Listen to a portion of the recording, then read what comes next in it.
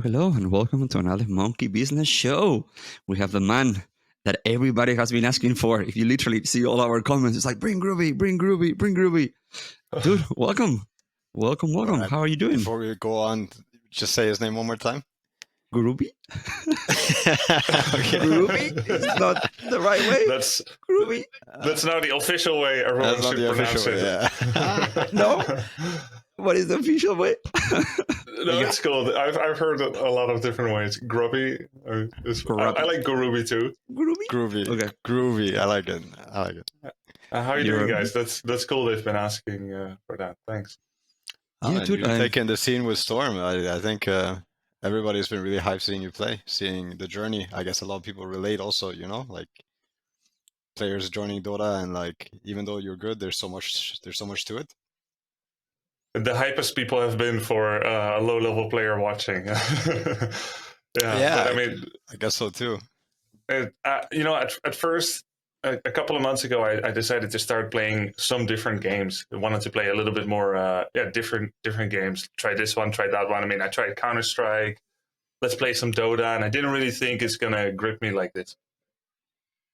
How do you feel though, like in terms of like Warcraft transfer of game and I guess ability? Because while Warcraft is a lot, especially on like the very high level, it is a lot of a hero game and a lot of building like also character up, not just the macro side and everything that boosts characters. But I mean, I was watching a lot of your games during COVID when it just started. So all kinds of shit that I had, because I had left Warcraft 3 a long time ago, and then when I came back or like started watching some competitive, all this shit that I saw, I'd never seen it before. I'd never thought of it, and yeah, the Blade Master harassed, the Night Elf stuff, like, wow. I mean, I feel like that has so much to it as well. I don't even know. Like, I would say Warcraft is a much harder game to obviously master in terms of maybe a mechanical ritual. But yeah, how do you feel like getting over to Dota? Like, how much of that transfers? I always thought that. So I grew. Well, I did most of my adult life playing Blizzard games. I didn't really look at many other games, and I saw things like Dota 2, World of Warcraft as like a distraction from the career. Like, sure, I had heard and I had seen Dota 1 picking up steam over the years, but generally I saw people leave to WoW and Dota, and their level would start to suck in WC3 in Melee, which was for me, like, I didn't play for the money. So I see big prize pools in Painkiller, in Dota. I'm not going to go switch for that. I was playing WC3 because I wanted to compete in WC3. I want to play that game. So everything else, like I tried a little bit of Dota 1, but I'm like, if something is too fun, I won't play it more because it will distract me. And if it's not fun enough, I won't play it more because it's not fun. That's the kind of discipline that I had about playing my main game, which I was a tournament player in. Mm-hmm. So it was to such a point that I always felt that WC3 is the best game engine that was ever made. Not just because it was my favorite game, but because it spawned so many extra game genres. And how could that happen unless people liked something about the way things work under the hood? They must have done something very right, intentionally and unintentionally. And then Blizzard came out with SC2 afterwards, which is a much more sophisticated engine. It's smarter, units move better. And yet, as much as I love SC2, there's something missing under the hood because the AI is just too damn smart. For example, in StarCraft 1, when siege tanks see new targets, they come in range, 10 tanks can overfire on one unit. That makes the attacker need to send in a decoy, and the defender maybe wants to siege his siege tanks in a staggered fashion so that the first units that die get blown up, and then the tanks can shoot at other targets. But in SC2, the units are so smart that they have microseconds of different reaction time to new units, and they know predictively not to overfire on a target. So they don't miss any attacks, actually. They never do 10 shots on one body. So siege tanks became a lot smarter and more effective. And something about the entrenchment warfares got worse there because AI was smarter. That's one example of where I think, like, in WC3, you've got those body blocks and surrounds, and then in SC2, you don't have that anymore. And I always thought, I love that part. And to find that recaptured in the newly built engine, which apparently had a revamp as well, in Dota 2, to feel those body blocks and the surrounds coming back in, for me, that's magical and that's natural. It's instinctive. I love it.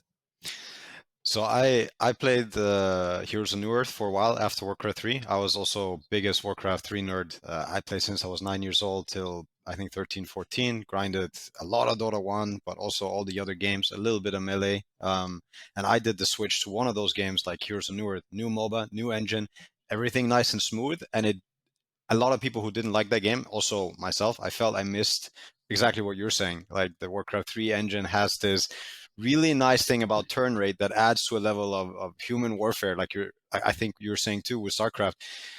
Even in Dota, when you put the AI versus humans can still have a chance too, in a sense, because of the fog of war and his way. I think it's way like the potential, of course, of microing like 60 units perfectly just goes beyond anything we can do. But yeah, like I agree with you. Dota, the reason why so many people also came to Dota after these other MOBAs died is because of that clunkiness or whatever you want to call it, like that turn rate, the body block, the units actually have a collision. Yeah. I feel it too. I mean, for me, it's the same thing. I think a lot of people have that.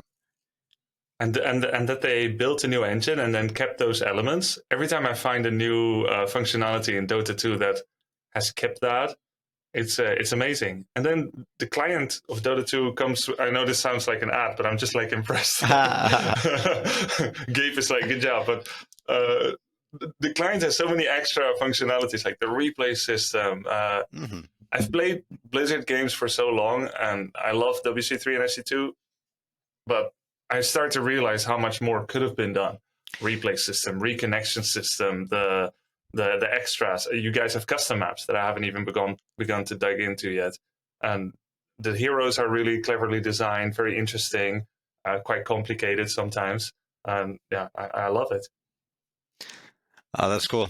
I'm hearing a lot of the same things I had in my head when I also started. I mean, I had the same Blizzard thing for a long time, and when Heroes of New Earth came, I also was just impressed with like, oh, I can change my hotkeys. That was like the main thing I really missed. Like I can actually change my hotkeys without having to install some add-on or like third-party program.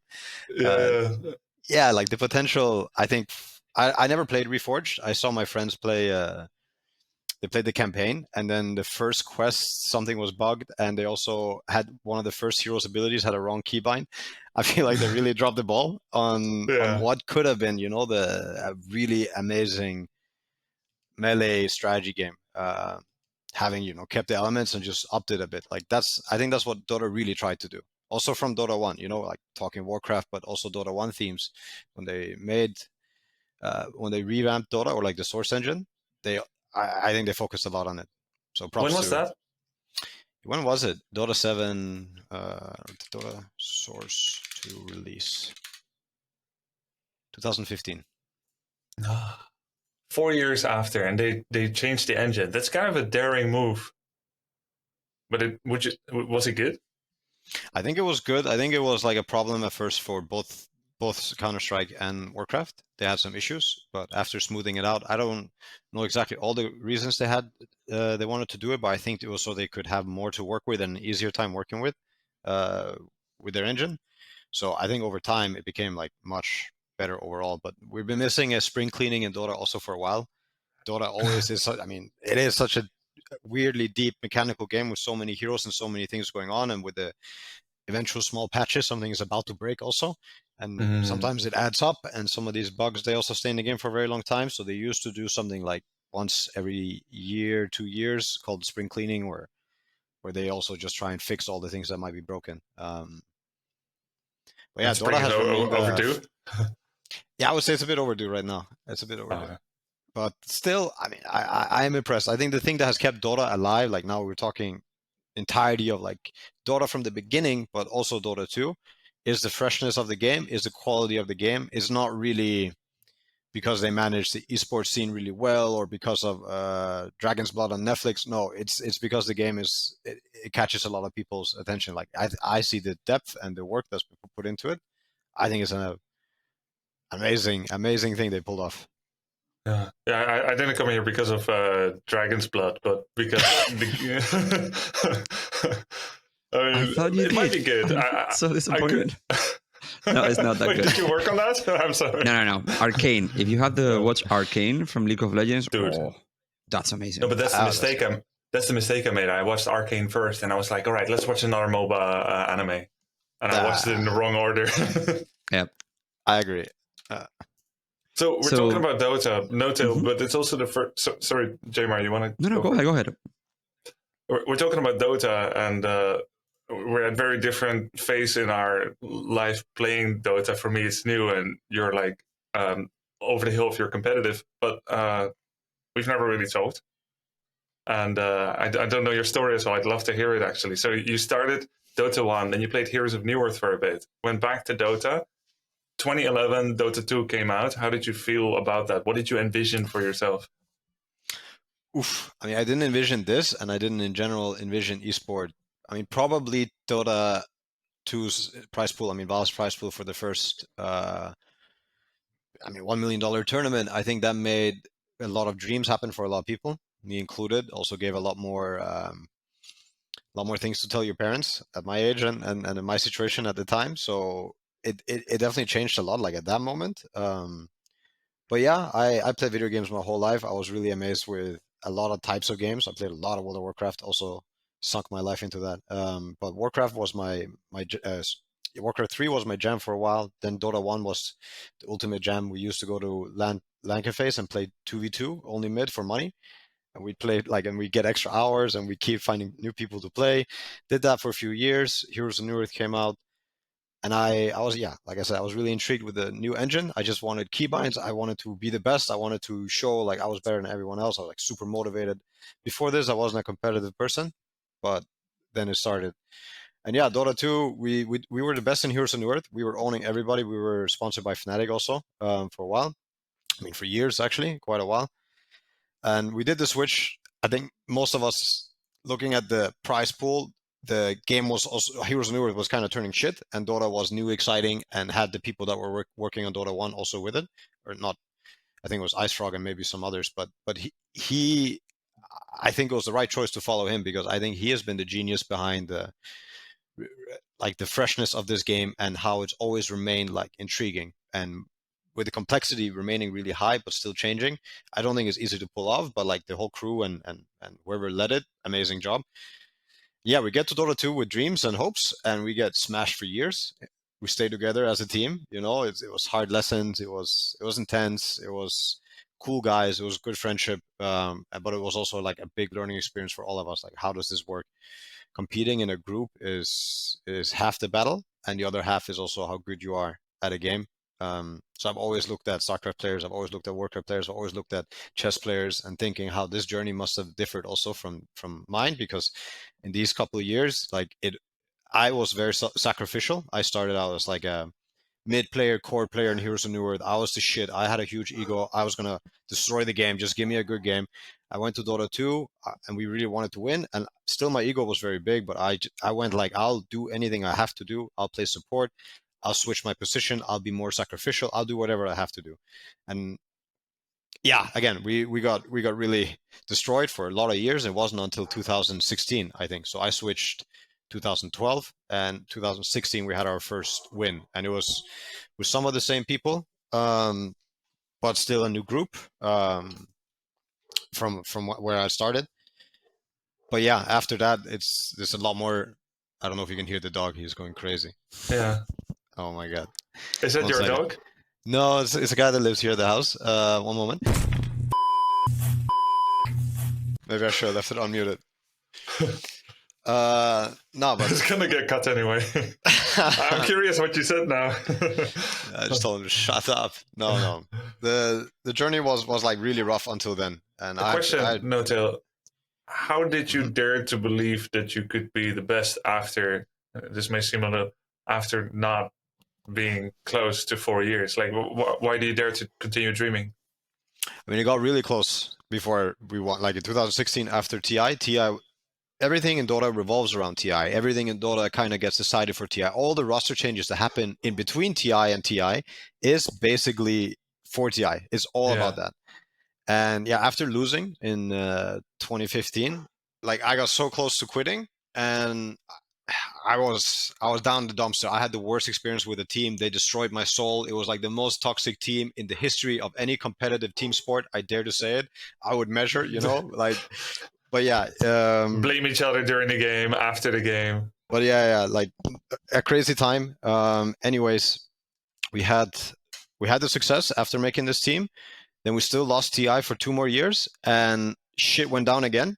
Another big roster shuffle. I was not close to quitting, but it was definitely the moment where everybody probably had in their mind, because basically the team got kind of torn apart a couple of weeks before TI, and our whole life had been put into this. I'm not talking 2017 to 2018. No. I'm talking like from the moment we switched to Dota 2, from the moment maybe even before like the career, we all worked for this fucking moment, and it got torn apart. And then we had to remake a team again with 2 new players. Yeah, it was like 2 brand new, like I would say 1 brand new player and then 1 old teammate that we had before that we hadn't played with for a while. Blah blah blah. There was some history there, but yeah, then we ended up winning the first TI 2018, and that's, I guess, the main highlight. Yeah. But don't give up on your dreams, I guess. Like, it's sometimes shit gets really intense, shit gets really hard. I also wouldn't have had any regrets. Like, no matter what, I wouldn't have had any regrets. Even if you don't make it, as in, because still to this day, you don't get everything that you want in life, And until 2018, I hadn't gotten many of the things I wanted in life. So, yeah. Sometimes it's a bitch, but sometimes it's amazing. Once again, as a third party, the story of Johan, you just heard like a very, very humble version of this, There is a lot more ups and downs, obviously, dramatic ups and downs in the middle. And there is a documentary called Against the Odds. I don't know if you've ever seen it, that they made with Yes, I've seen it. So the story of how the roster assembles last moment and how he brought the coach, which is Seb, which is the other half. It's a beautiful story. And from an exterior point of view, I think that the beautiful part, please Johan, correct me, is that this catalyst moment, this moment was unique for all of them at the same time, Something special happened for all of them. I think so. I mean, it was a lot of people, they were inspired by it too, which I think is amazing. And for me, it was also as inspirational, like on the inside, it was truly a spiritual journey. It was truly like a test of character I think for all of us. Like, we all had to step up. We all had to be very good human beings. We all had to be very good to each other. We all had to be very kind, very giving, very self-sacrificial, and we were not going to get anything without doing that. And it was the most amazing thing to see 5 people do it. So it's, again, like going into team sports, going into single player sports, like I do think a lot of the times it's frustrating, it's not rewarding, and it's super bad. But at these moments, when you do find the right group of people you want to do a project with, wow, like I've dreamt of that moment. Like I don't think I had it until 2018, like a full group where everybody knew their role, everybody was ready to give it what they had to give it. Poof. I don't think it happens often. At least I can say it was very hard to get there for me. Oh, I can imagine, Notail, because I've been in a couple of teams and I've not had to work towards a goal like TI with a team. And I've been in casual friends teams and pro teams, and I know exactly what you're saying when you say you should be kind to each other, because you are gonna remember when your teammate slacks you off for messing up, and that's gonna create distrust, and it's gonna make you self-doubt and second guess. And people are sensitive. You're working together more closely than you'll ever work with your family, generally speaking. Like, you'll spend more time with them. You spend more time with them than with your colleagues at normal gigs. So yeah, I can imagine. It's cool that you found that and that it came together in 2018. Yeah, I'm happy it did. I'll be honest, I'm very happy it did.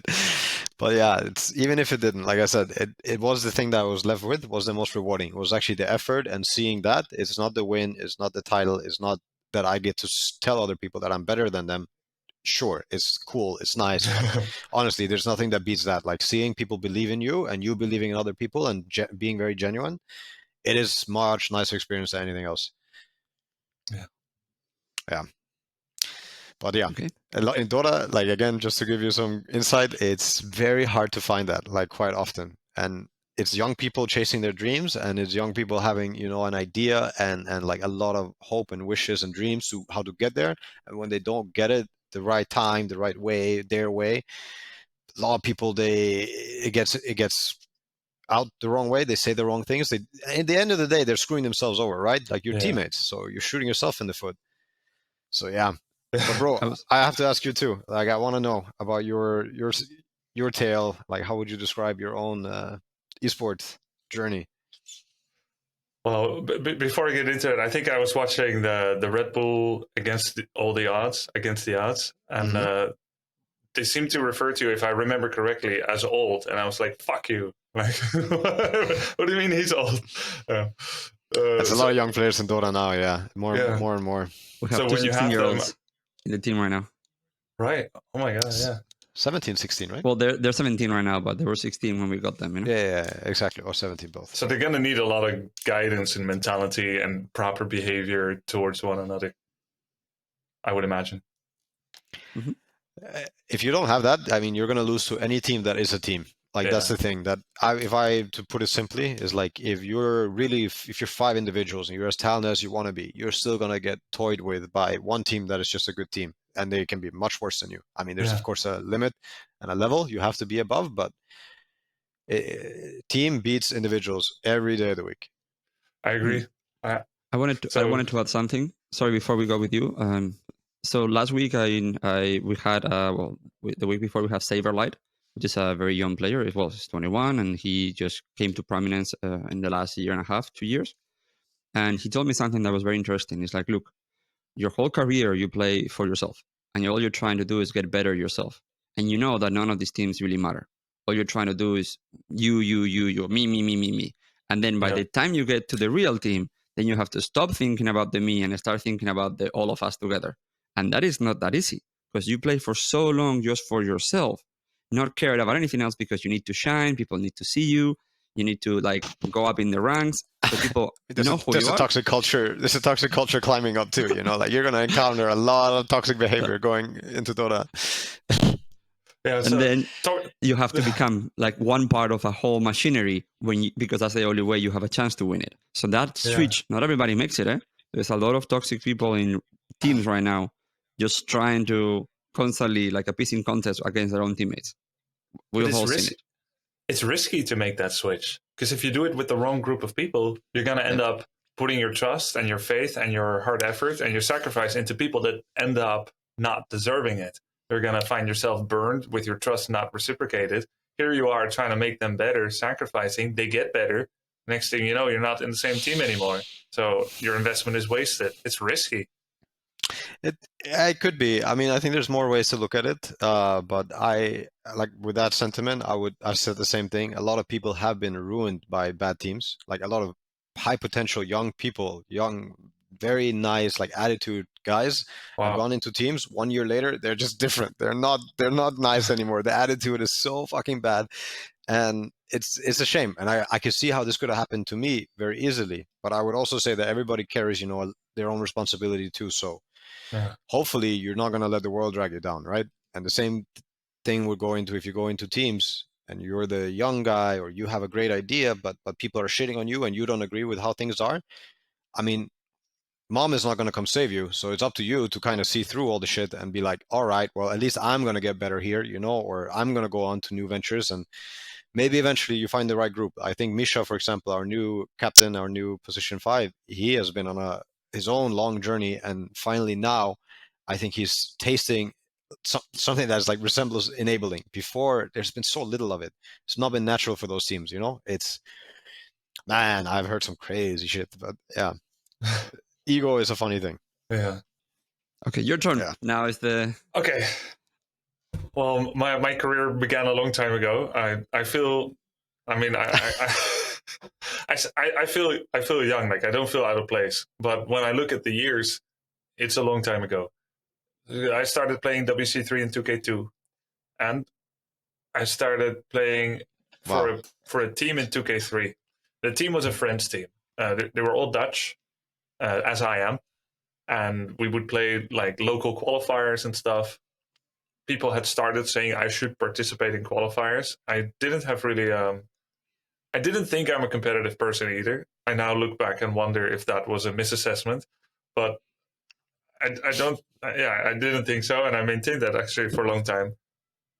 People said I should play in qualies, and I didn't think that I could ever be the best at anything in life, like let alone games. Even though I've been playing games since out of the crib, since my dad's a gamer, he plays bridge and chess, and his dad was a gamer, so it's very much in the family. And then we all grew up playing some piano. We always had a computer, so we were always busy with our hands. And I had no idea what I wanted to do in life in general. I just knew as long as I'm behind a computer, I'll be happy with it. So even if I'm a translator or a secretary or a writer, I wouldn't mind as long as I can feel the sounds of the keyboard. I love falling asleep to the sounds of the keyboard because it's become endemic. Like, I love the sounds.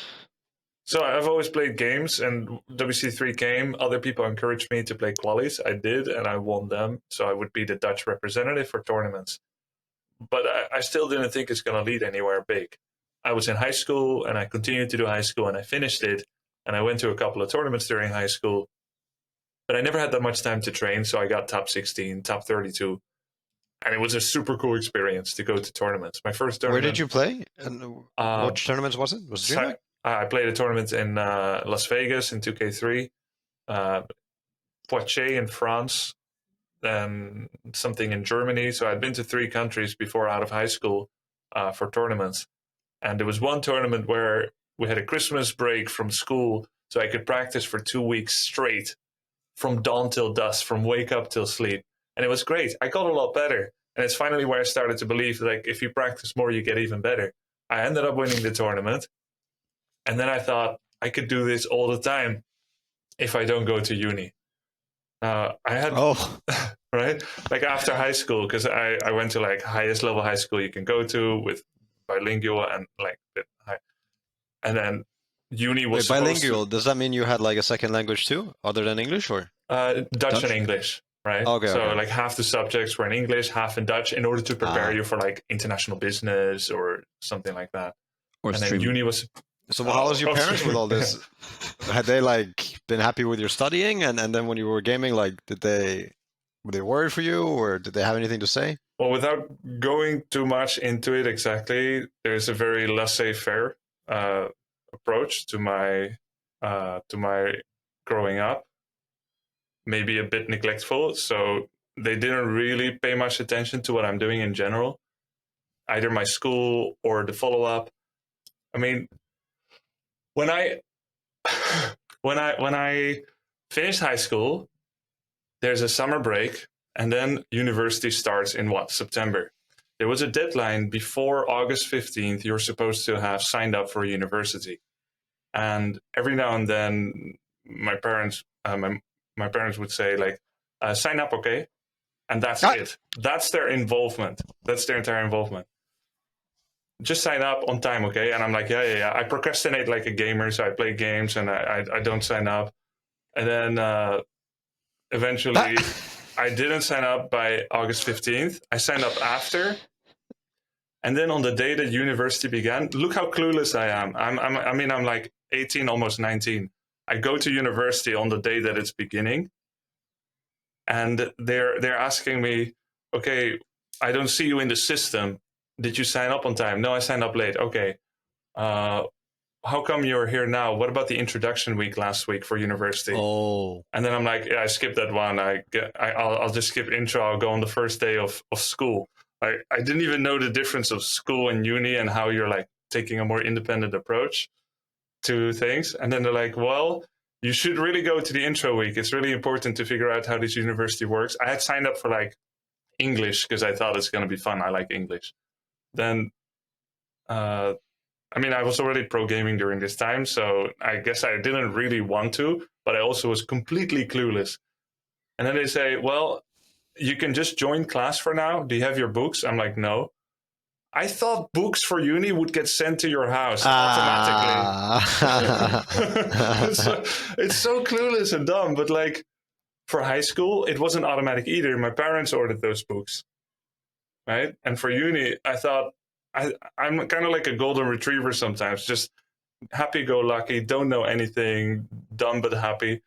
And then, so they're like, let me get this straight. You didn't sign up on time. You didn't go to intro week.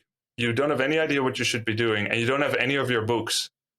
we could actually say that you are not actually signed up to university. You just showed up here. I think you have to go home. She was really nice about it too. And she was right. I mean, there was like zero connection to me actually doing this thing. Meanwhile, I had fooled myself to believe that I was going to be going back to uni after a year of pro gaming.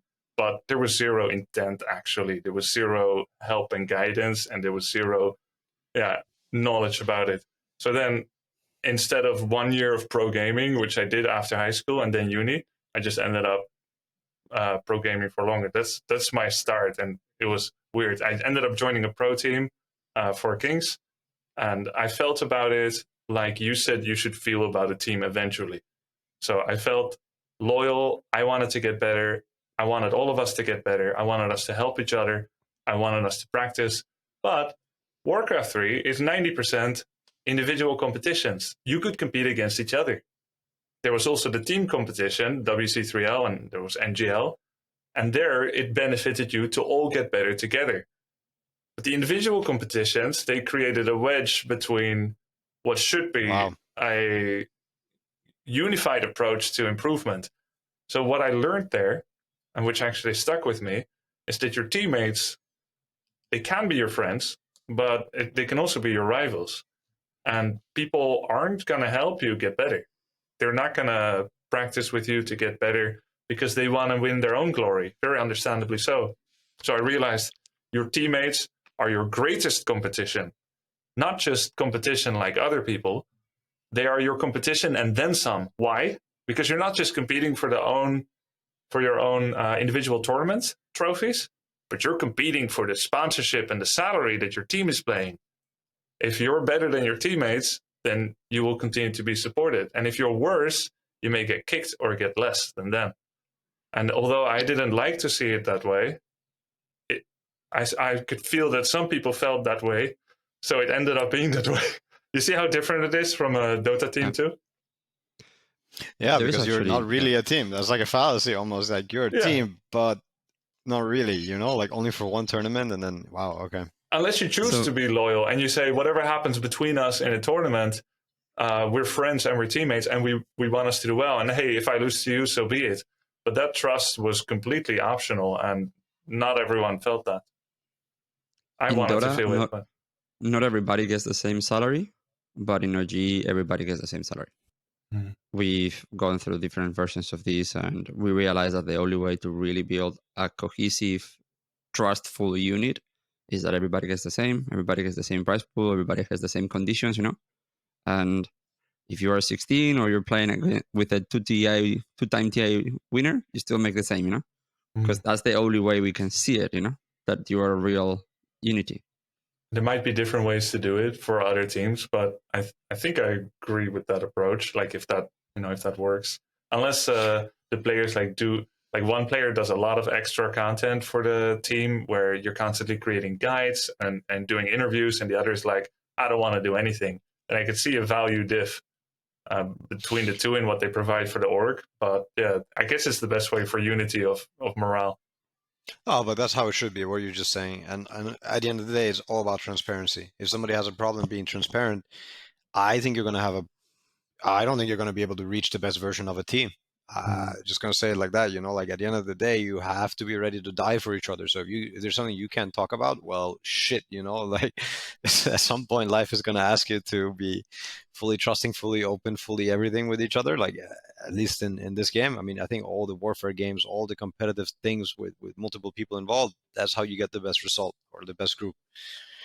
Yeah, we got lucky also working with some cool sports psychologists and I think they also put words and open our eyes to a lot of these things, like I don't think everything came to us like by ourselves, but a lot of things came to us by ourselves. And then we had like a lot of amazing help that we chose to listen to. I think a lot of other teams or people are very stubborn and don't even ask for that type of help, they don't think they don't want it. Maybe they're better than it, but I don't know why, I would say that's been one of the keys to our success too. Did you have a sports psychologist going into the TIs that you won? So we had Mia for TI 9, right? And TI 8 we had nobody. No. But we had sports psychologists in 2017 that also, and a sports psychologist, like we had a session with him for like 4 hours. A guy called Dr. Greg Wells. Amazing stuff, you know. He went from, I might get it wrong, but he went from something like a pediatrician to oncologist to, I also think he had other specialties, but then he went into sports psychology, human performance, worked a bit with the army on some things like caffeine and how you can enhance, certain types of performance and awakeability or wakeness or whatever. And then he also went into the Olympics, worked with people there, and now eventually started working with people climbing mountains as groups of people. And that's a very good. Oh, That's that's a where very all good your metaphor. analogies come from this gentleman? No. But he was also using a lot of analogies, and a lot of people that try to get like very deep points across, but understand it very simply, I think just use these analogies, because if you can find the right analogy, everybody could understand it, right? But yeah, this climbing a mountain thing, it's the same thing as working in a kitchen. It's the same thing as having a Dota team. It's the same thing as a basketball team. It's the same thing as a group of people deciding to build something, anything, a fence. Like if you get the right group dynamic, and if you, yeah, especially mountain climbing, you want to have that because it's do or die. You are able to turn your back on people and not feel like you're ever going to be left behind. You're going to be able to be your fullest self. You're going to be able to, have no restraints, have no fear of anything, nothing, and that's how you get these amazing results. I think, I've heard it before too, like underdogs just playing like on another level, being on another, and part of it might be because they don't feel the pressure, but the other part is because they managed to build something that even the high talent or whatever the fuck, they weren't able to be good to each other. Yeah. Simply put, Yeah, that's or enable each other, whatever you, yeah. Yeah, it's so true. Luckily, I did feel that a bunch of times with my team, Four Kings, where maybe we were individually worse players than a team of South Koreans or Chinese players. I could see like, yeah, we have like 1 or 2 star players. They have like 4 or 5 star players. But then when we play together and we have a boot camp and we throw ketchup at each other and we practice together and we shoot the shit and we laugh. And then we're able to win the clan war and we're able to win the tournament. And then next time we do it again, even though now they're aware. That's the power of friendship. Like it did work for us a bunch of times, and it's a really cool feeling. I mean, it's psychological safe space, as one of these psychologists have told us too. It's like you have that environment.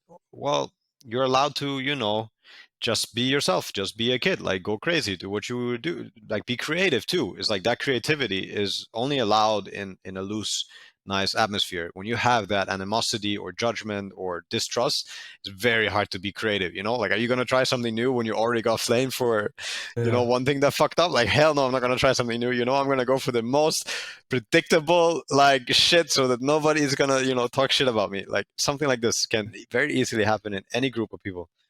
And what you're describing works for one-on-one as well. You see people hearkening back to their comfort picks when they feel threatened. When people are defensive, they clam up. And as a one-on-one competitor, when I play against players, people didn't have sports psychologists in WC3 generally. So when you play against people, you're not combating against two minds, someone that's trying to anticipate how you think, how you plan, how you predict them. It's one-on-one. So you can feel their mind transforming and going into segues as you play against them. After I see the character, the nature of the first game, I know what they're going to do in the second game. Because I have studied them. I have studied myself. I have seen how they stress response.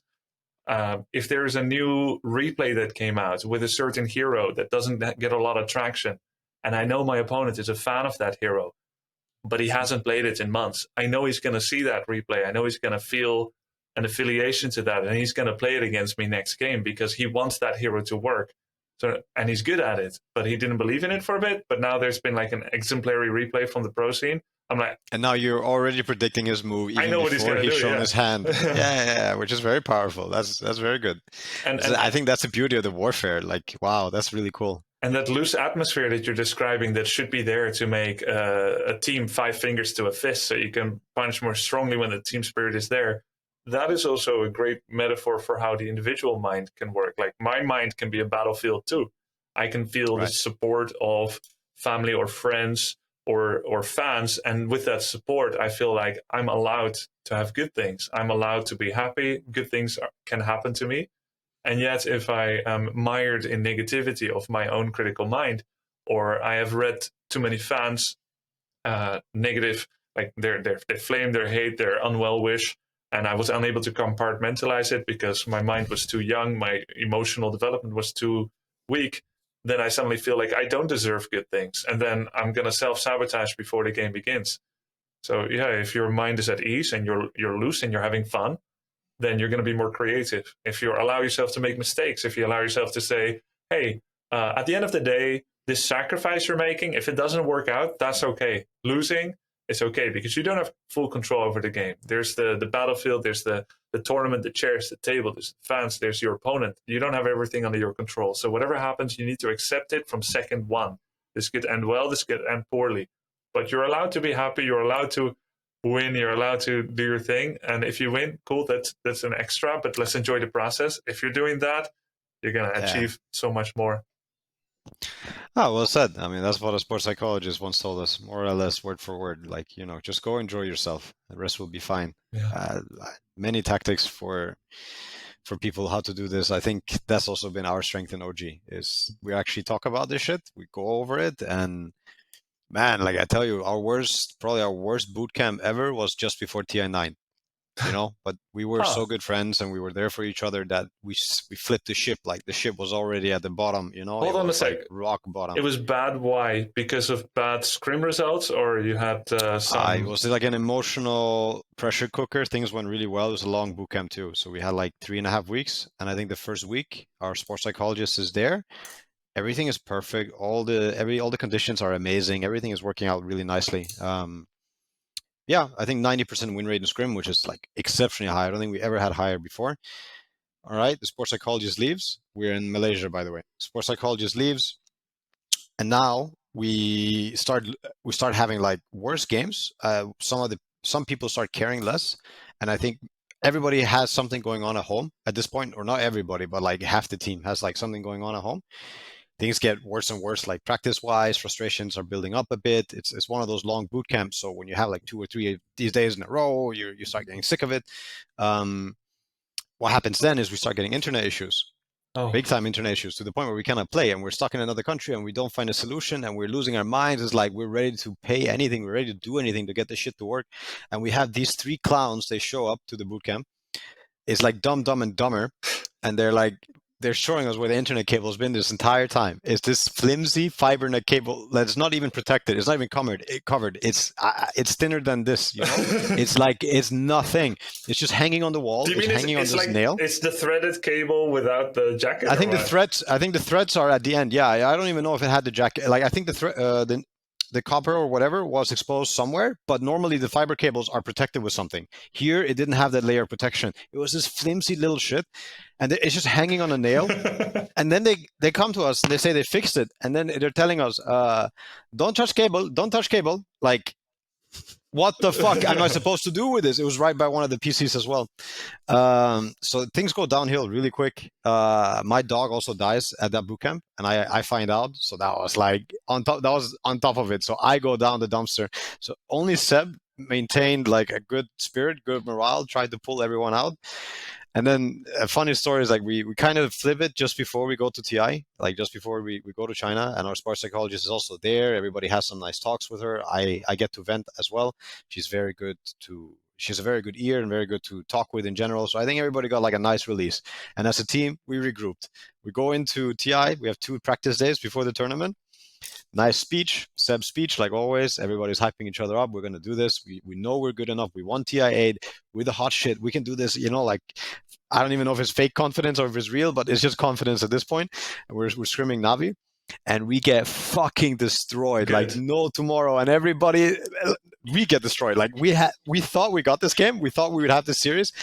All right, no bad feelings. Wait, everybody's still in a better mood than the boot camp. This is scrim, right? Yeah, it's a scrim. It's a scrim. But yeah, that's good to get destroyed like that.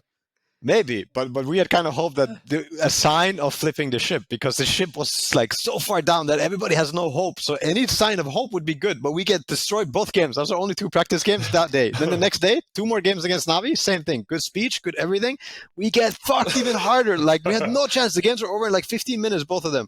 And then next games are going to be TI group stage games, you know? And I don't know what people were feeling, but I think everybody still strangely felt good. And after we started the official games, we didn't look back. Like I think we only lost like a couple games that TI. Wow. Was good performance. But yeah, again, the power of friendship, the power of a team, and the power of not having taboo. Like really talking about everything, like everything that's on your heart. So yeah, it's that's the coolest thing. That's the coolest part about the process. Yeah. Wow. Well, I don't know. I always thought it was a good thing to lose right before a tournament, on the day off, the day before. It's like a wake-up call. Of course. I mean, for us it was. I mean, I think everything played out the way it had to play out. You know, you never know when it's good to win, I think, and you never really know when it's good to lose. Like your intuition might tell you. But like you're saying, sometimes you feel this war game. Like sometimes it's no longer game in front of you. It's not chess. It's not Warcraft. It's not Counter-Strike. It's mind versus mind. And once one mind starts getting more traction and starts getting ahead of things, like even though one team wins one game, you feel it. That was one bullet. That was all they had. And now they're still, even after this game, they're fatigued. They're exhausted. And that happens also I think in every sport, I'm guessing, but in Dota, that happens all the time as well. Like you have a team that knows they're not as good and they still manage to win the first game, but they still don't even feel good. And vice versa, like teams that lost the first game, but they feel on top of the world because they know they're coming to fuck you now. Like it's not the game anymore. It's just mind. Yeah, super agree with that. I think I saw Seb and you guys talk about it in one of the true sites where you lost, but you counted it as a win. And I did the same thing. I never had a sports psychologist, and I could talk to my then girlfriend, now wife, about it sometimes, but she doesn't compete in that way. So like, it's a lot secondhand. But didn't have a sports psychologist, but I did a lot of reading. I tried to find the closest synonyms that I could find. So I would buy like golfing books, tennis books, and try to find out how those guys did things. Counting some games that are won as a loss and counting some games that were lost as a win, I think was a very useful mechanism to simply train the mind to show that enough good things happened that it was worth a victory, but something small happened. It doesn't mean that you can't win. And also sometimes you win, but it was a loss. It's a very useful tool for a scrim to prevent yourself from getting overconfident. And it's that mental damage that you could inflict. You knew sometimes when you played a game and the opponent won, that was a bad one for them. Like that was supposed to be a breeze, and you dragged it to minute 37. Yeah, so true, Notail, so true. We use those metaphors too all the time. Like, don't make it easy for them. You know, like if they're gonna fuck you, like make it hard. Like you just claw them on the way down, like a wounded animal that doesn't want to die. You know, like make him scared of the next time. The next time he has to hunt this dog or hunt this rabbit animal, is like he doesn't want to do this shit again. First time was, oh my god, it was so bad, such a bad experience. Oh, it's a best of 5. Ah, shit, you know. Yeah. I love that. I think that's the thing I love about competition. But that being said, also I feel deflated now. Like my competitive spirit is not what it used to be. You changed. I don't know. You changed as a person. I think so. I mean, I think we all do, but I definitely took some big changes over the last couple of years. Notail, after you won the first TI, did people call you guys? They would, right? Title defender for next year. You would be. There was a lot of that. Yeah, there was a lot of that. But at the same time, we somehow managed to get like slight underdog. Like on one hand, people thought that we were bad. Also because our scrims and the last part of the bootcamp were not good. But we had a bad year. But still, there was like a half respect and then half disrespect in a way. But there was a lot of like the title defenders, especially from the outside and the media. So yeah. What was your question? Sorry. Well, that's been feel free at any time. That was the toughest part for me when I won my first most meaningful world championship, WCG 2K4. The next year, people are like title defender. I didn't have enough of an emotional shield to protect myself from the impact that had to my fragile young mind. I remember thinking, no, I want to be the underdog. But people called me title defender, and it just stuck. And it put so much pressure on me that I was actually kind of unfriendly at that event. I was like, don't talk to me. I'm in stress. I need to do this thing. I ended up getting third, and I was so sad about it. Yeah, no, man, it's a funny thing. Like, so I went over the same thing when we won first majors in 2016. Like, that was the first taste of success. Oh yeah. That was, life-changing money, and it was also the first like stamp in Dota that you're better than most of them. Like you're maybe not the best in the world yet, Yep. or like you haven't proved that, but you're better than fucking most of them. Great. Then we go into, so that was the first major after the new major system that they made, Frankfurt major. We go to Shanghai major after, and we lose horribly. I think everybody got this very quick feeling of like contentness, and Yep. there was no longer the fire for some reason, even though obviously it was a very silly thing to have happen over like a major. It's not even TI, and you've chased this for how many years? Like, how can you let this happen to yourself? Anyway, so that was a wake-up call. We go into the next major and we actually smash it. I think that was the hardest, most one-sided major in major histories in Dota. Like, no chance for anyone. Great. So we still got it, we still have it. And then we go to TI, and now we're fucking favorites. For the first time, we're favorites to win this. And wow, dude, we lost to teams we would have never lost to. I think that was one of the best like disparities from us to them in terms of skill level and team stuff that we'd ever gotten to in like, as me in a team. Like, that team was really good compared to the rest at that time. So fucking good. We lost to ourselves, like 1000%. We were a shadow of ourselves. The bootcamp, everything was so smooth, so perfect, maybe too perfect. But I think it helped maintain that idea of like, your favorites. Everybody was telling us that we're favorites. So we actually destroyed the group stage still. Now we're going into playoffs, and we were first seed, so we get to choose the team that we're supposed to play. Is that is that still the case for TI? Yes, and so we actually chose the team that we wanted that we thought were an easier win, and we lost. Of course, we lost. Like, that's such a pussy move. we chose MVP, which was a team of Koreans, and the last time we played them, the score was like 24-0. They didn't get a kill. We were toying with them, bro. We were fucking toying with them. I could have told you, don't pick the Koreans. No, but bro, like, Koreans in Dota, they're not the same as Koreans in other games. Yeah, they're usually not like, they have had one team in the entire history. Like, that was like in the top 10. that one, MVP. And they beat us. And then we go on and we lose to TNC, which again, we were the fucking favorites. We're not supposed to lose to anyone. And we're losing to teams that were not rated higher than, like 8 or something like this. So again, we lost to ourselves. And what happened, funny story, is that TI 9, we go to Eric Johnson, which is like one of the guys at Valve, and we tell him, and we're making sure that it's in front of all the teams. We won the group stage again, and we were supposed to choose a team, and we tell him to flip the coin. And we tell him that we choose the team that it lands on, and we did it in front of other teams, and we also let other people know so that the rumor was spread. And this is the way to do it. This is the way, because the other way, like what we were talking about with the favorites and all that stuff, is like, the only way, I think, is to embrace it. You have to go with it. You have to also laugh it off when people come with stupid questions. Don't ever let it, if it's something that bothers you, don't ever let it sit, Like, we were telling the young guys on our team, whether people who hadn't experienced like this stuff before, like, when you hear this shit, do yourself a favor and just laugh. Like, you don't even have to answer these questions, You can laugh your whole way through, not even say one word. And people took it too hard, whenever these things came, and like 5 in a row, or like questions about something, eventually people would just laugh, and there was no pressure. We took this pressure and we applied it to everyone else by doing the things that we were doing as well. It's like, yeah, we're coming for everyone now. Like, fuck it, we're group stage winners, we're the favorites, we're flipping the coin, bitch. I don't give a fuck. We're also happy that it landed on the weaker team, but it didn't matter at this point. No, but fuck it. It's so good that you didn't pick it, because it just pressures yourself. If you pick a weaker team, then you're supposed to win. If you pick a stronger team, you may feel like regret it. Anything you should pick. Yes, but if anything, you should pick the stronger team, in my opinion. I guess so. Don't pick the weaker one. But do think about it. If you're the other team and somebody's picking you, I'm like, I'm going to come and I'm going to fuck you. Yeah, you think that I'm the weakest team? Oh my God, you just gave me fuel. And if you do I am going to try to fuck you until the end. If you do the coin flip way, they could be like, oh, it's nothing personal. They're not saying we shit.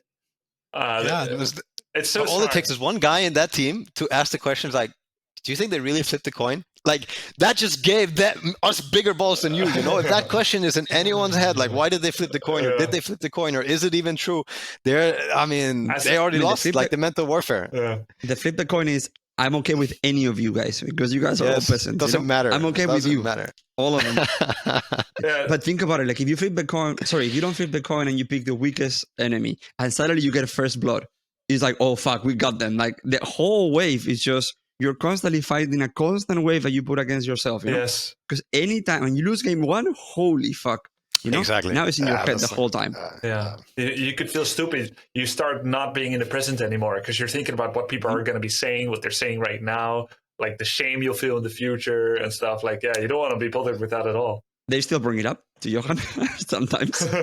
Oh, remember that year that you lost to MVP and to TNC? Yeah. It's like, yeah, I remember. Thank you for bringing it up. I remember Dota is not a fun game like this. Like the fans and the general spin on things sometimes go on for a very long time. You know, like people they hang on to like one image of a person, whether they call them like a bad this or a weak this or something. Then because Twitch has said it once, now it's like a stigma. It's like he's always wearing a t-shirt, and it doesn't matter if how far away from the truth it was. You know, it was probably some rank 3K caster who doesn't have any clue about things, who said something that was on his or her mind, and now this is the way it goes. So a lot of players, they actually do tank a lot of like just toxic constant flack instead of like, well played, nice game, good idea, you know? Yeah. I mean, the way I try to see it is like, there's been a lot of new viewers on my stream, so I've been seeing a lot more of the Dota 2 culture, but I'm still very young to it. I mean, I've been over 10,000 viewers concurrently before for StarCraft, for Warcraft, for Age of Empires, for Heroes of the Storm. Like every game has its peaks, and now we've been over that a couple of times with Dota 2.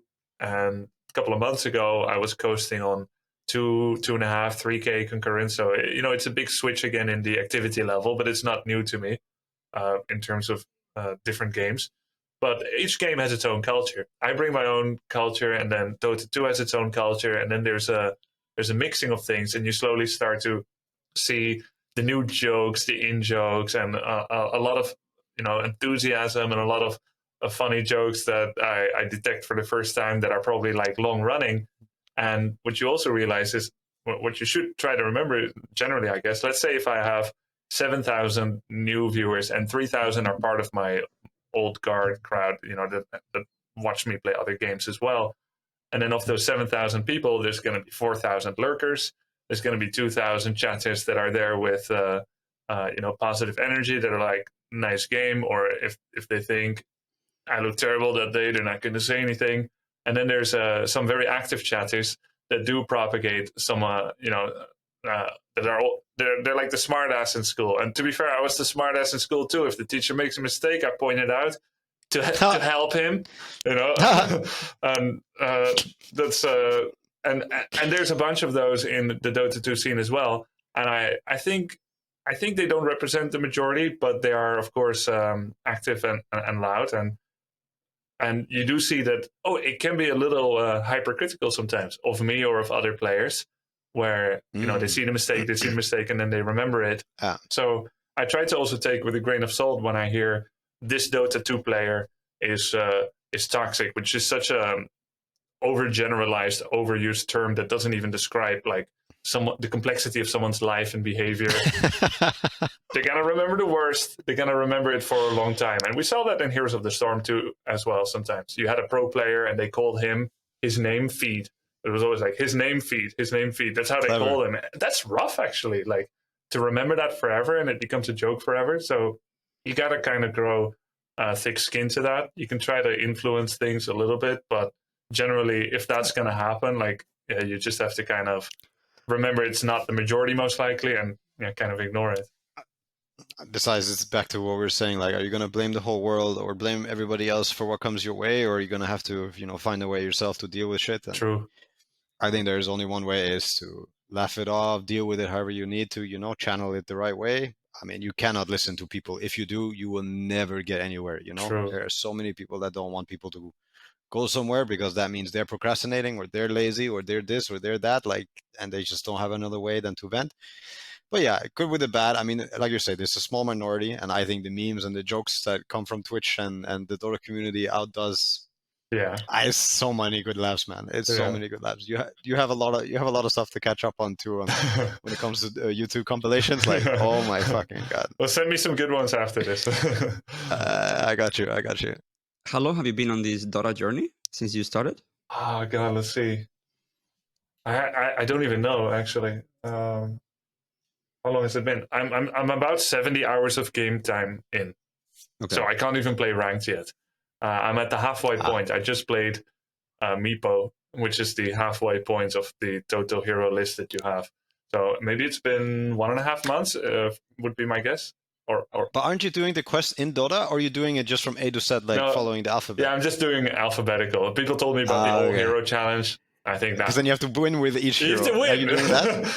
my win rate right now is below 50%, and I don't hyper emphasize it. Like if I wanted to make sure to win, I would do more prep. No, I just want to. The way I see it, you can only be ignorant once, and you can be pro the rest of your life. I want to be ignorant. I don't watch a pro replay before I play a hero. I try to even avoid, just like how people would avoid Game of Thrones spoilers. That's me with all the heroes. If a hero has P in their name and I'm at M, I don't want to hear about it. So when I play them for the first time. I even stopped reading chat for the most part while I'm demoing them, because I just want to see what do they do, make my own conclusions. I can only get that once, and people that watch me can only get that once from me. And after that, we'll start to get into the deeper grit of things. We'll start getting to the next 1000 MMR and the next, and we'll see where that goes. But that's the fun part about Dota is the combinations, right? Like that, the hero items and like exploration, and then you go play some hero and you realize something about other heroes or items. Like I love it, man. Dude, the game is so intricate, and I see this whole thing like this short, briefly ago started journey for me as such a blessing, because I've always liked analytical games. I've liked deep games, and after WC3, SC2, I sometimes play games that scratch that itch, the beauty of discovery. So it's not that there's nothing to discover in WC3 anymore. And there's even games still where I think, wow, that thing that just happened, I've never had that happen before. I've never had this army composition. I've never had these items on this hero. And that's insane when you think about it after how many thousands of games I've played in my life. And then sometimes there is a complete new journey of discovery. A game comes out, I'll get like a sponsorship to try it out or something, which is like the best excuse for me to play anything else. Then I play it. I'm like, this is genuinely very fun. And I get into it and I play it more. But because it's not as well known, it's harder to connect with people that watch the stream, because it's a complicated game. Every time I do a new stream, I have a new audience to educate on what it is. And maybe by now I want to get into the deeper thing of things rather than saying, this is the premise of the game. So the blessing here for me is I love playing these complicated games, but there isn't enough of a connection sometimes with the audience. Dota 2 is that. It's been out since 2011. Everyone in Twitch chat is a pro. They already know the game. They already know the game entirely. And I get to discover this game with people, this shared enjoyment of the game, while I'm still new to it. And people have the patience to watch because they already know what they're watching. I don't have to explain you need to take down the tier 4 towers to attack the ancients. Bro, there's no explaining Twitch chat anything. That's not how it works. Twitch explains you. Yeah, it's not how it works. You just have to assume that they're always right. Everybody in Dota is right. Always. Super pros. They're like the next level pros, They're the ones that we go to for advice. Yeah, makes sense. Well, they've actually taught me a lot about Warcraft 3, because during my entire Warcraft 3 career, Twitch did not exist. When I started SC2 Pro Gaming, Twitch began to exist. And I gotta say, in those days, I hated any sack beating, any backseating. Like, I would play a game of StarCraft 2, and they'll be like, why don't you make a couple of carriers or something? I'm like, dude, I don't have a Stargate, first of all. Carriers are expensive. They're bad. And it's not just about whether they would be good here. It's about my economy that's underlying and underpinning everything. There's so many reasons. And I think this feedback is unactionable, and it frustrates me, and I hate it. And it was hard to deal with. And over the years, you're gonna have a fun time in Dota. No, but I'm better at entertaining that now, and at seeing that, and then compartmentalizing whether. And also a little bit of humble pie in Warcraft 3, because when I started streaming Warcraft 3 again, after having been retired from it in 2017, people would come up with backseating, and I hated it again because I'm the pro. I know everything. Dude, I'm a 6 times world champion. And you're like, why did you do? But there have been some people that sometimes had good feedback that when I finally opened my mind, just listen and laugh it off, like you said, Notail, that sometimes it was good advice. Surprisingly, from Twitch chat. And there was even people that were repeatedly right with their findings. You have students of the game. They don't play very well. Their hands are slow, but they're brilliant. Right. And then they come up with these things that when I try them out, they actually work. And that is so magical.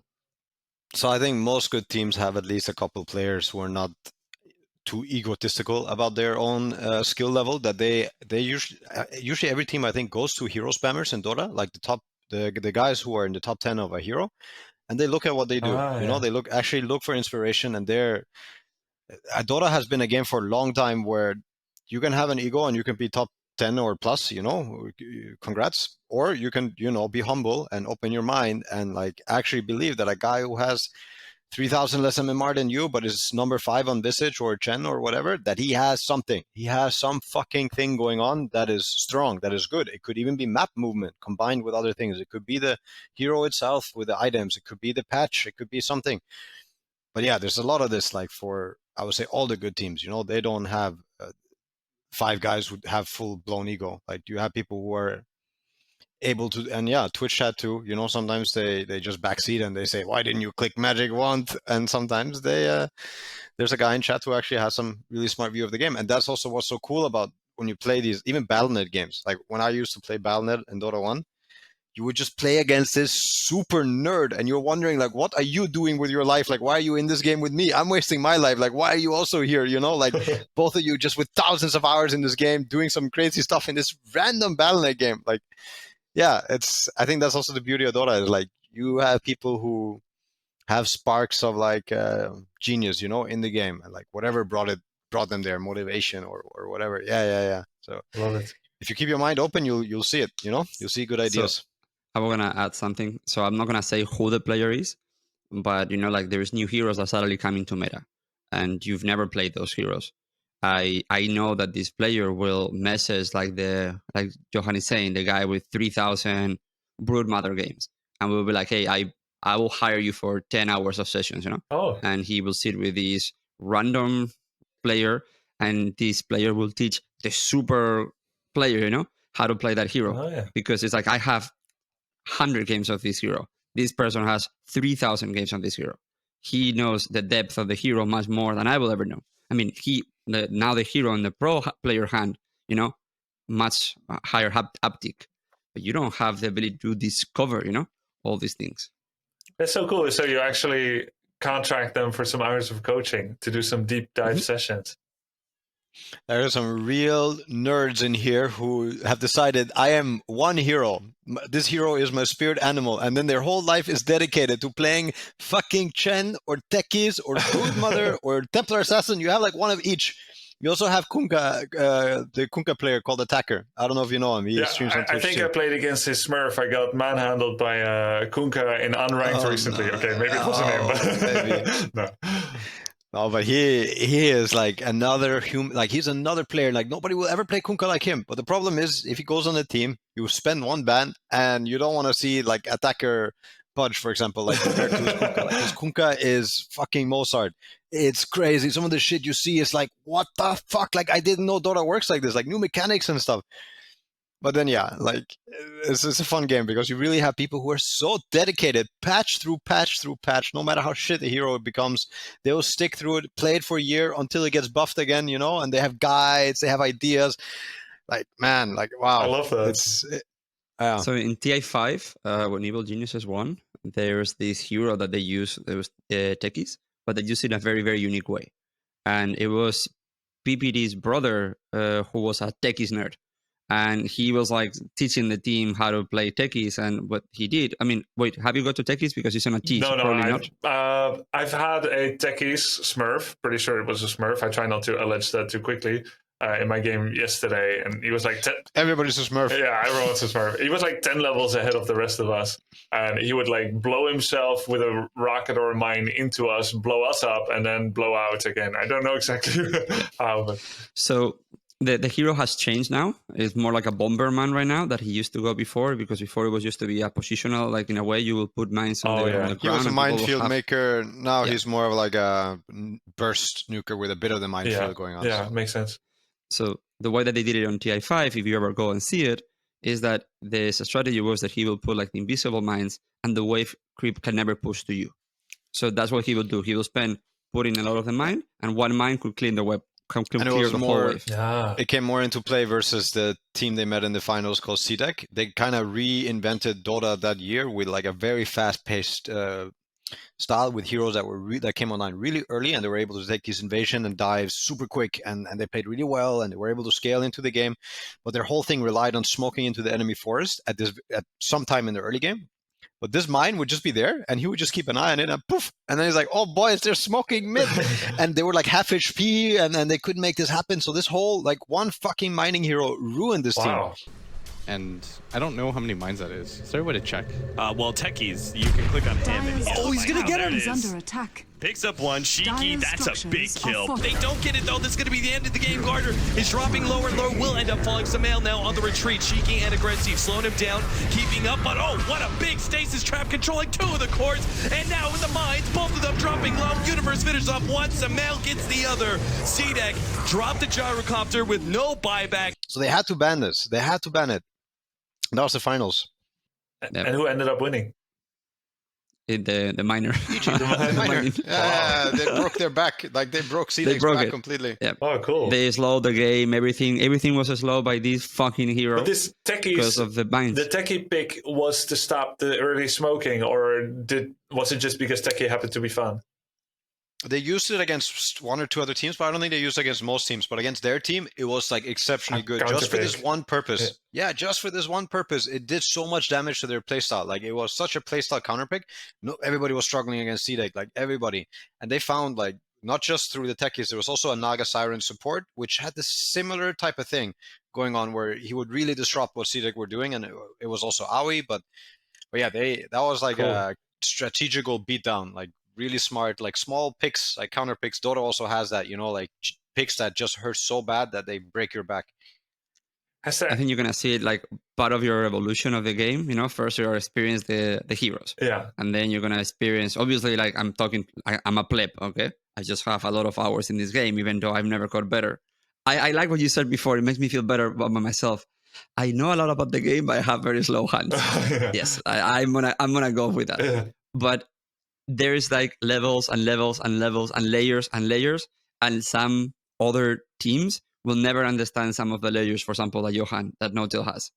There's some weird dynamics that he understood that you guys play with the Spectres and the IOs that are like just textbook, like kind of reading code. I know this will do this, and this will suddenly create an exponential increase in damage instead of like a linear increase in damage. Like there's some really nerdy shit in this game.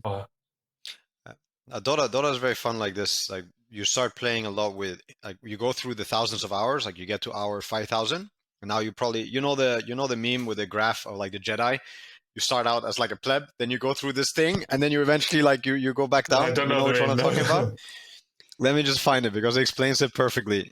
It's like at first you don't know anything, then you know something, then you realize that you actually don't know anything, Yeah, and the more you know, the more you find out that you actually don't know. Like your whole Dota has this curve Okay. where in the beginning you're very bad, like you have no knowledge, you have nothing, whatever. But then you start like catching the simplicities of the game, like pushing waves, getting strong, using your hero when you're strong. Then you get to a point where you spend a few thousand hours, and now you're like, okay, this item, okay, I need this, okay, if I get this at this hour or if at this minute, you start overthinking so much that you handicap yourself like completely, and you have no way of like playing the hero. Like you're overthinking things so much that you can barely move, you can barely make a move. You're not like your hands are tied almost. And then once you get over that hump, or once you let yourself go again and like go back to letting your mind just work simply, then yeah, so Dota for us a lot of the time is we explain it through punches instead of like broken down theory or interaction between heroes and towers. Sure, we've done that sometimes, and we do that also sometimes just to remind ourselves. But when we do try to invent strats, or when we do try to get like on top of the meta or break something that other people are doing, we don't necessarily break the game down very much. We talk about punches, we talk about speed, we talk about other things that are not so technical. And I think that's because I think that's what we do with many things. Like once you understood all the technicalities, the best way to explain it again is like metaphors or other ways, or even simpler ways, like I'm going to punch him right now because I'm stronger. That's simple. How do I want to punch him? That makes sense. Look at the musical director in front of an orchestra. He's not not Exactly. saying G minor, flat, staccato. He doesn't need to say that. Everyone's an expert already. He just waves his magic wand, and everyone knows the intent. Right. Yeah. No, but I think I see this meme as a best description for this. Like when I sent it to Seb too, he found it so funny and so true. I think everybody goes through this in like most of their journeys when they spend, thousands of hours on something. They do hit a point of like extreme overthinking. I don't know if it was like this for you, but I've seen it so many times in Dota players, also myself. Like you start overthinking so many small picture things that you don't see the big picture at all anymore, and how simple it maybe could be, because this small thing is not perfect and you need it to be perfect, and not because you lost. It was because of this small thing that wasn't perfect. It's like I've seen it so many times. Yeah. It's a very exciting journey, I have to say. So look, from my side, watching you, you brought an incredible wave of positivity.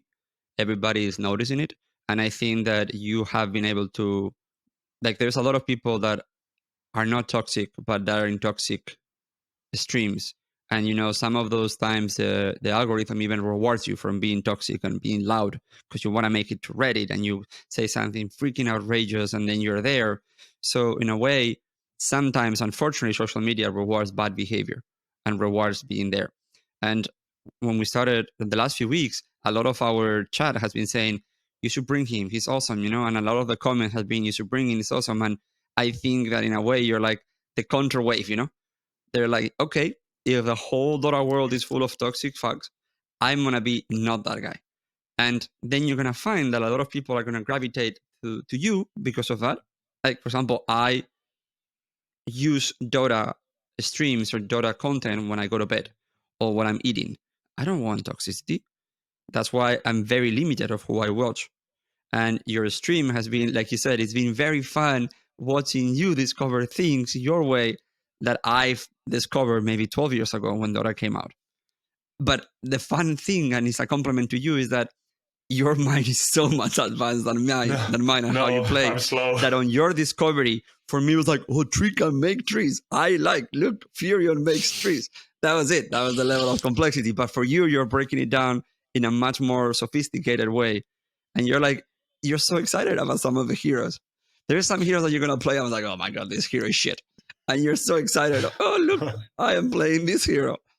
So it's been really fun. They're just so well made. Like, there's so many fun interactions. Like, every hero feels kind of broken and fun in their own way. I feel like it's super imaginative. Like, it's just really very well designed. That makes it fun to discover what they do. Exactly that. I think that's also the beauty of this game, is they were never afraid to buff things, and they never really over-nerfed the strong things about a hero, or at least everything that was strong about a hero. So you always have a reason to pick something, It's true for most heroes most of the time. I mean, sometimes you have heroes that are really much weaker than the rest, and some that are obviously stronger than the rest, but everything has its own level of imba in something, everything is imbalanced to something. Did you ever play the MOBA in Warcraft called AOM, I think? One of the first MOBAs ever made? No, I did not. I played a little bit of Dota 1, and I stopped playing because of the most heinous betrayal. Oh, no? We started getting into Dota 1 a bit in my first pro team, and we just played a bit for fun, and we played a couple of days in a row, and I had just started to kind of figure out some of the recipes. I remember playing the Mountain King that could do Global Thunder. Zeus. Yeah, Zeus. Yeah. And a bunch of others. And we had so much fun that my usual discipline of going to bed at the same time, we were all ready to let it go and play an all-nighter. Someone suggested it. I thought it was cool. Just don't sleep. Lol. So we were going to stay up all night and play all night. And by the time it was 10 a.m., we were still playing. Normally we sleep at 2 a.m. or something. And two of my teammates, they were like, just going to take a small break, refresh a little bit, get a little bit of food. And by 11 a.m., I was still sitting there waiting for them to come back. Oh, no. Did you play Dota still? Like, alone? No, I was waiting for them for like an hour. Like, they needed to take a short break, and I was ready to keep going. Mm-hmm. And then at some point, I just stopped, and I went to bed. And then next day, I was like, where the fuck were you guys? And they were like, oh, the bed looked good and alluring. Just tried it out for a bit, and I fell asleep accidentally, like both of them.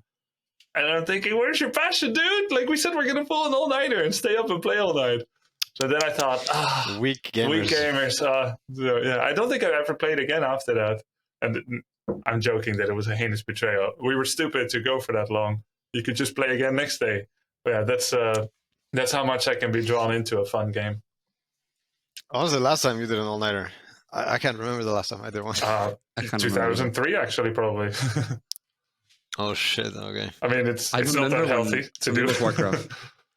World of Warcraft, I think, when the level 70 came out, you know, I was actually living in Denmark, and from 60 to 70, I went there at midnight, bought the game in the store, and just needed sleep for like 3 days to get to level 70. Oh, wow. 3 days? Yeah. Wow. I don't remember exactly how it was, but I might have like taken 2 hours or 3 hours, but I was like the second person on the server to get level 70. Oh, it's worth it. And that was a grind. Yeah, and I was a rogue, which was not that easy to do before. But no, dude, have you ever grinded like any other game that it was not like an RPG or RTS, sorry, or a MOBA? Like anything else completely, either shooters or first-person story? I've liked some shooters, but I'm not that good at it. I love I mean, it's not that you don't have to think in them. There's a lot of thinking of movement as well. Like I liked Quake and Unreal Tournament, the one-on-one shooters. I think CS is pretty all right as well. But yeah, mostly prefer strategy games.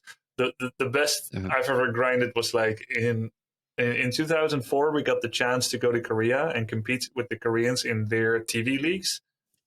This was WC3's third year, and there was a very healthy esports base for StarCraft 1. They were trying to make that go into WC3. And we had these TV leagues, and we would just like keep playing until we dropped dead every night. So we would sleep at 10 a.m., then the next day at 4 p.m., the next day at 8 p.m. We'd go all around because we were doing like 16, 18-hour practice days.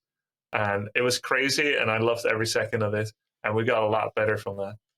That was a dumb, crazy big grind. Yeah. Johan loves games. I've never met anybody that plays and loves more games than him. He has a huge Steam list, and every single time I used to go back his room, it's like, what is this obscure, strange game that I've never seen? Let's see how many we have. I think I have like 500 games. On Steam?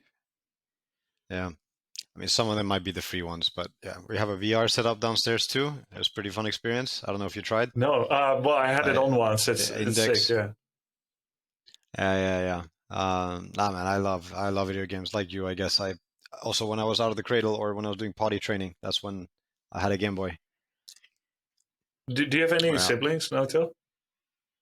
I have 2 sisters. Yeah, one older, one younger. Are they like? Have you ever like competed against them in games when you were growing up?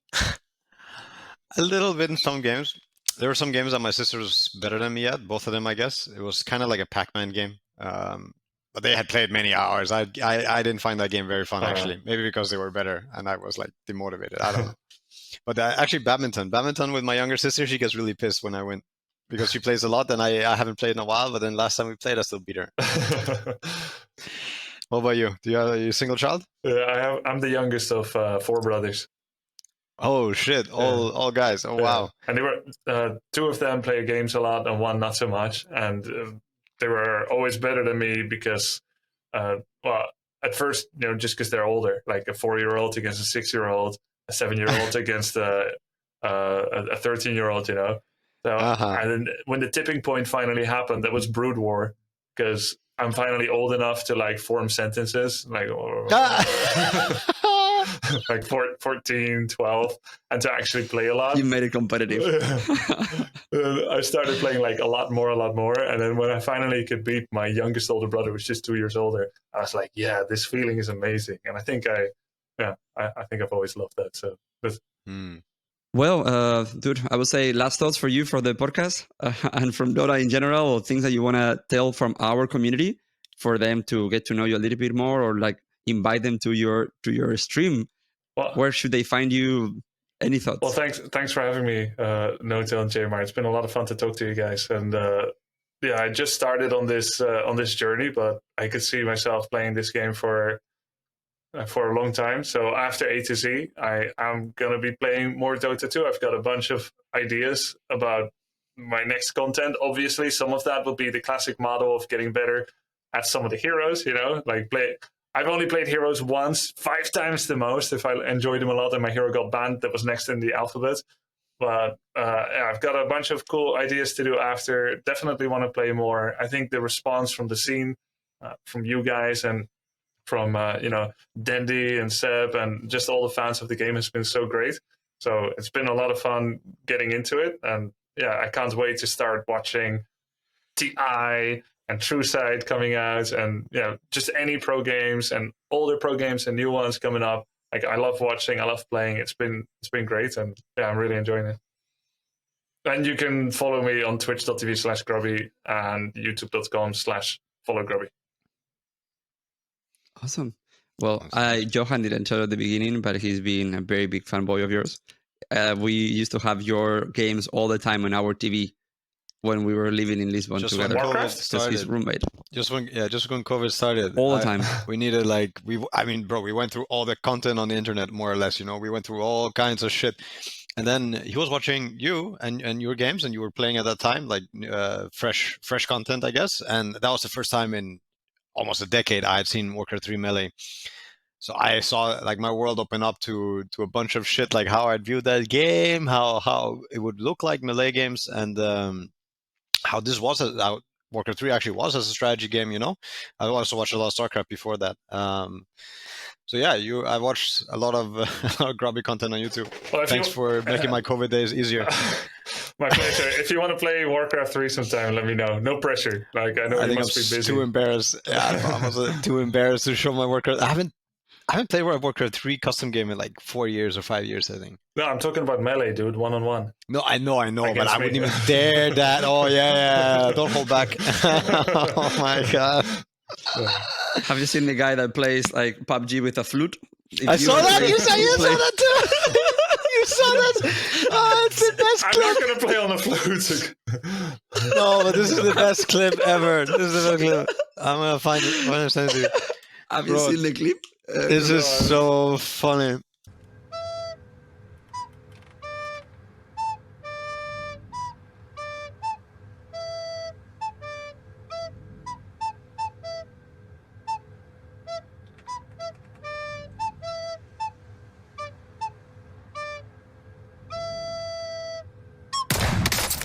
Oh my god, this is so next level. You've seen the Dance Dance Revolutions playing Elden Ring, Grubby? No, I've not seen that. What? You can do that? How could you do that? Yeah, they actually play like a full. Some people do full playthroughs of Elden Ring on a Dance Dance Revolution like dance pad. Like, Don't worry, I'm doing really bad. My body hurts like crazy.